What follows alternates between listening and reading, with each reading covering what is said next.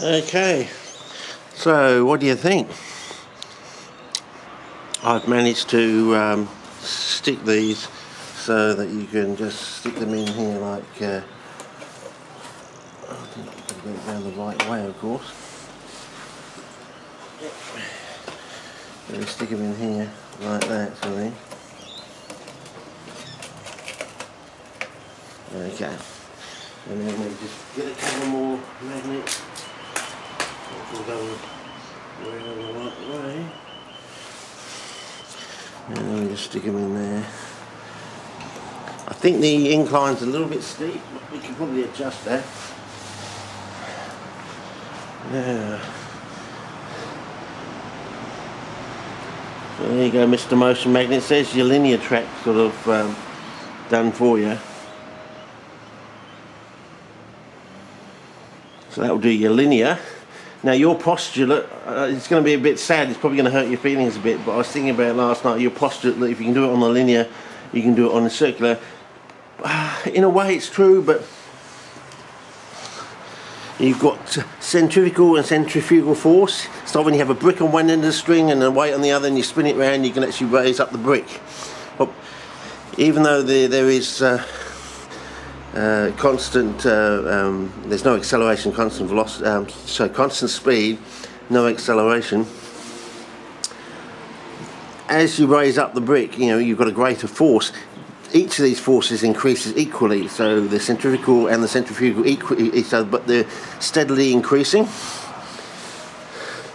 So in other words, to do a circular motion, you've got to have forces in opposite direction to generate those centrifugal and centrifugal forces.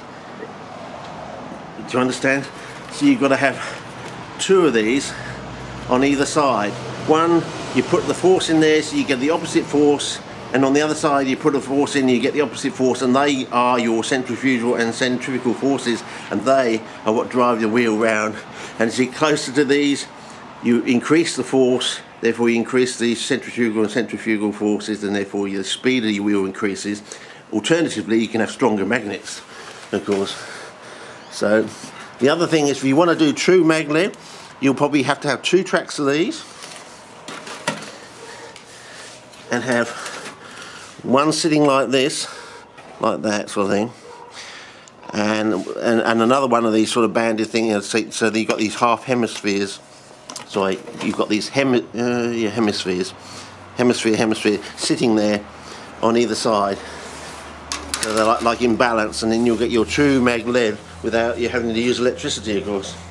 You know, no AC, no DC, and yeah. You can have a bloody good brake though to start it and then to stop it.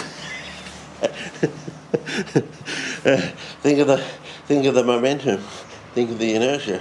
So yeah. Anyway, so I might try just using this thing on the side here and trying a little simple demo before we go back to the magnetic wheel.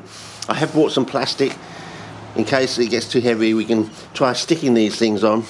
But I think I'm pretty chuffed that I managed to do this without using super glue. Just with using some of these.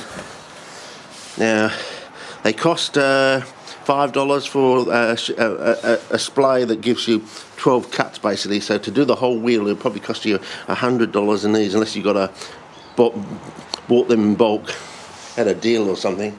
But there you go, Mr. Motion Magnets. You can do the linear, and you can probably do a proper linear magnet and have it going